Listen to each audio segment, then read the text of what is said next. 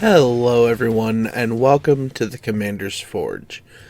My name is Andy Bentley, and the Forge is an area for me to talk about Magic, Commander, and anything else as I try and survive the hellscape that is my mind.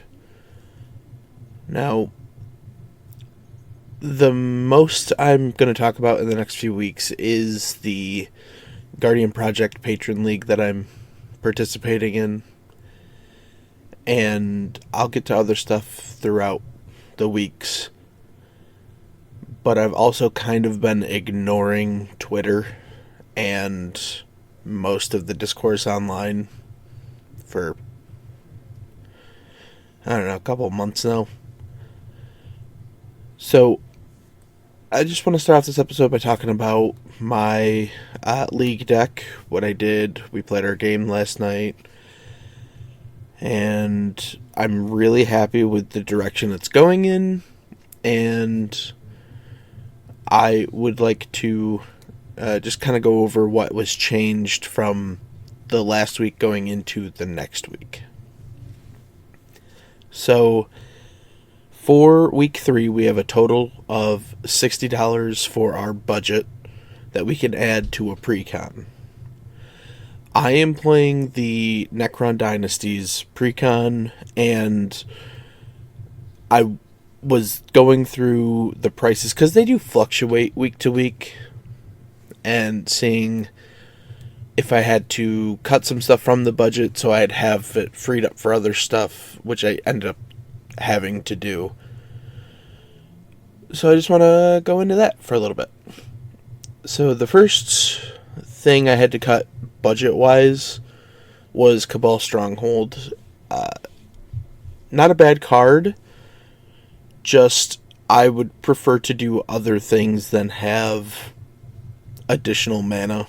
I just don't really have an outlet for it right now. And that frees up $5.88 from my budget. I did end up cutting 2 cards that were originally in the deck, the War in Heaven and Sculpting Steel. And then cards that I had added from my budget that don't really impact the budget that much were things like Slagstone Refinery, which came in at 14 cents, Return to Action, which was 4, Chief of the Foundry was 11, Kesket the Flesh Sculptor was 8, and then the Stone Retrieval Unit was 2. I ended up swapping the Cabal Stronghold back into one of the swamps I originally pulled, so that doesn't impact the budget at all. No, instead what I really wanted to add this week were sack outlets. Mainly 3 sack outlets. The first one being Ashnod's Altar. So, it's 3 generic for an artifact, sack a creature, add 2 colors to your mana pool. It comes in at $5.93. The next one is Altar of Dementia, which is 2 generic mana for an artifact, sack a creature, target player mills cards equal to the sacrificed creature's power. That one comes in at $4.52. And then Arcbound Ravager, 2 generic for a 0/0 artifact creature beast. Sacrifice an artifact, put a +1/+1 counter on Arcbound Ravager, and it has modular 1, meaning it comes with a +1/+1 counter on it.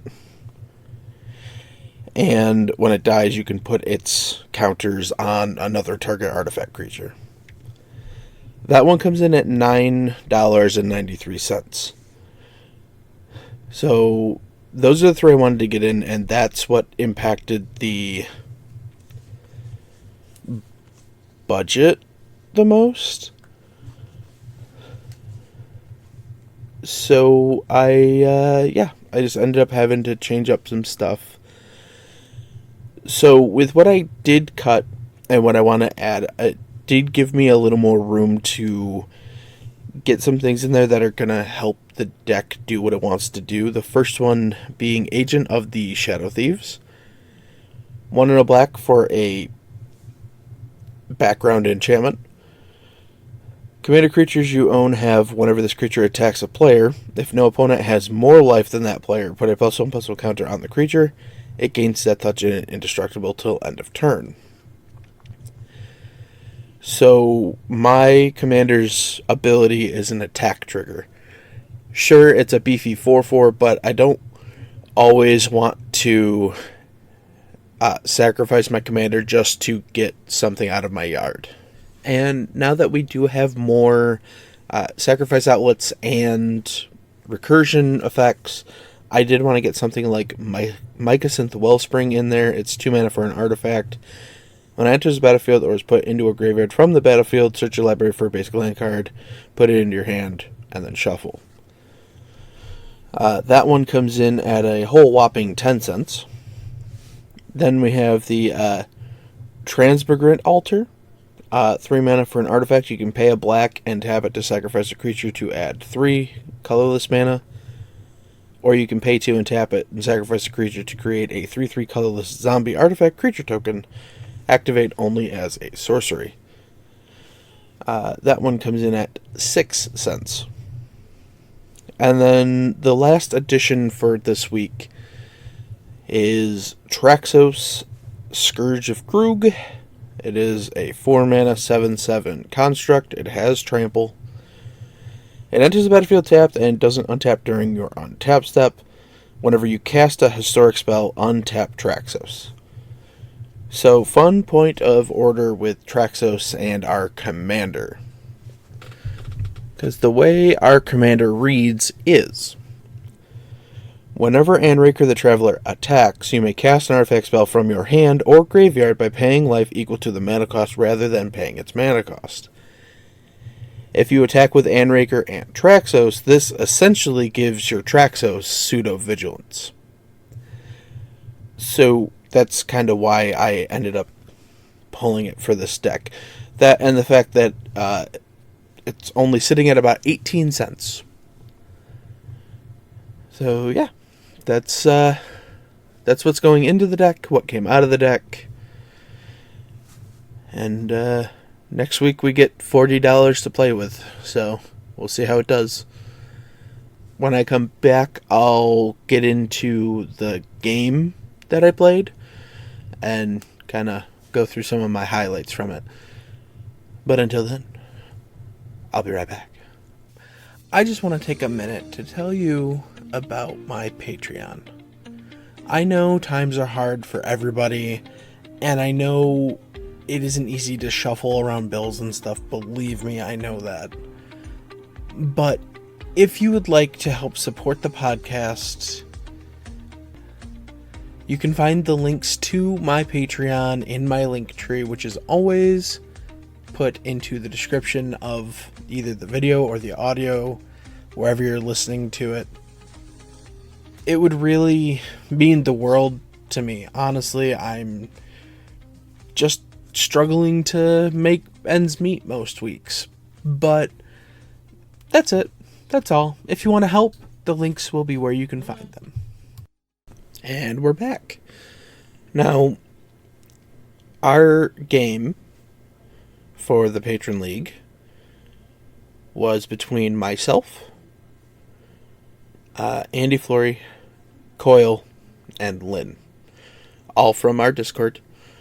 Turn order was Coyle, Andy Flory, me, and then Lynn.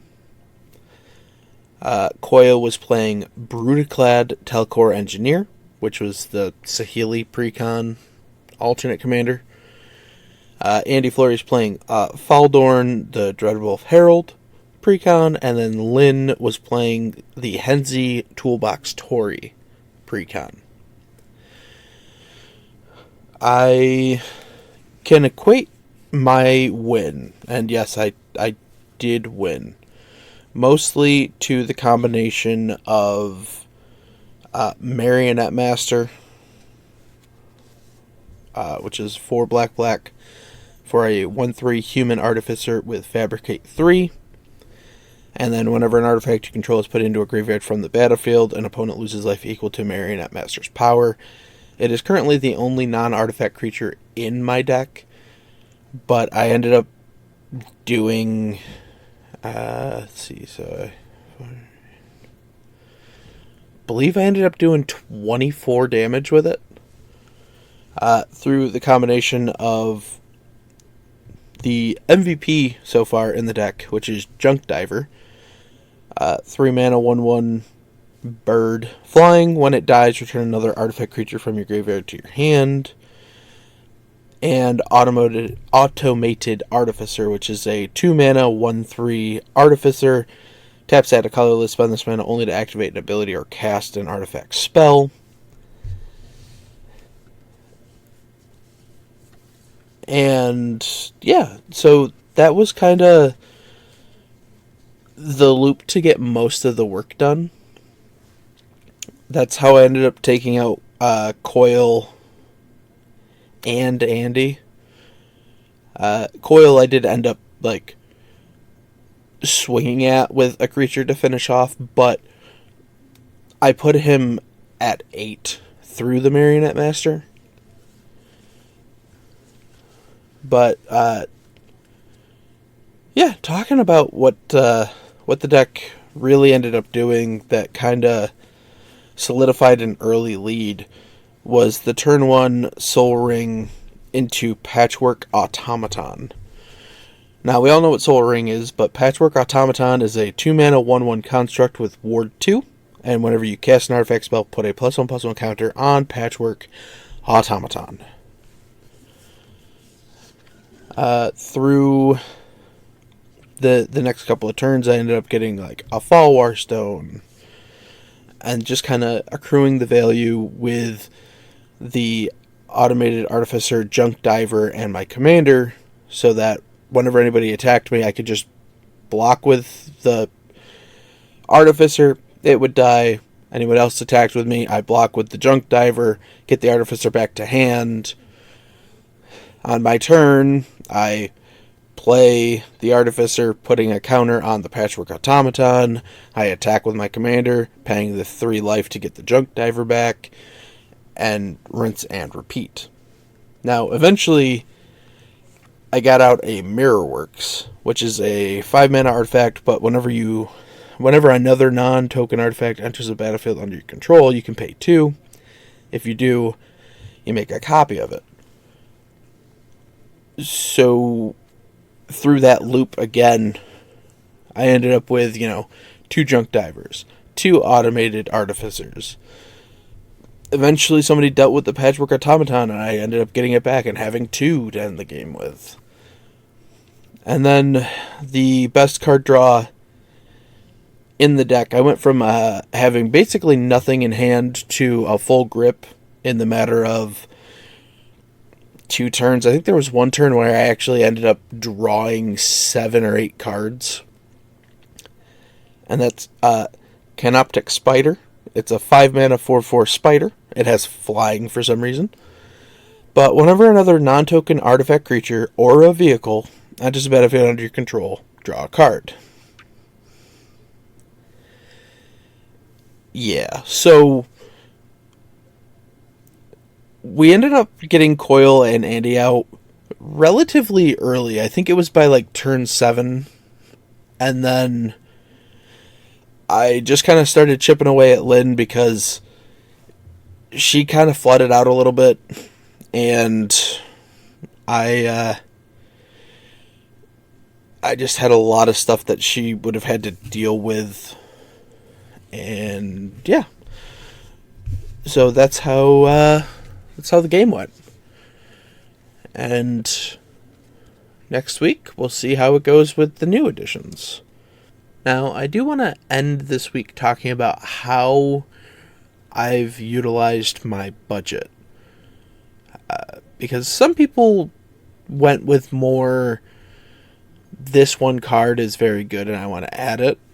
And I went with more critical mass of, this is what I need to make the deck work. So, where somebody might say, yeah, I really want this $10 card, I've kind of had to stretch the budget in ways to say, okay, yeah, I want this $10 card, but to play this $10 card, I'll have to cut something else So where do I have to make concessions to say, yes, this $10 card is good enough to warrant cutting a $5 card? But the thing is, I also have, 18-cent cards that just fit with what I want to do. And so that's kind of kept me from going for a lot of the like big ticket artifact spells. Like, I would love to put a Krark Clan Ironworks in here, but Krark Clan Ironworks is a $44 card. That is severely out of budget. Even for the next week when we add $40 in value, I would have to compensate by cutting other stuff. So that's just kind of how I've been tackling the budget. And by the end, I'm guessing I'm going to have the pre-con that has changed the most. I will do something, and I'll ask the others for deck lists so I can like compare and contrast. But yeah, I think that's where I'm going to call it, and I'll see you next time. Thank you for listening. All of my links can be found in my link tree in the description below. I would like to thank Ian Foss and Cody Mulpey of the band The Crypt for allowing me to use music for my opening and ending, along with Nate and Erica Jacobs for making my original logo. And I would also like to thank Christina McNichol for creating my new logo. And I'll see you next time.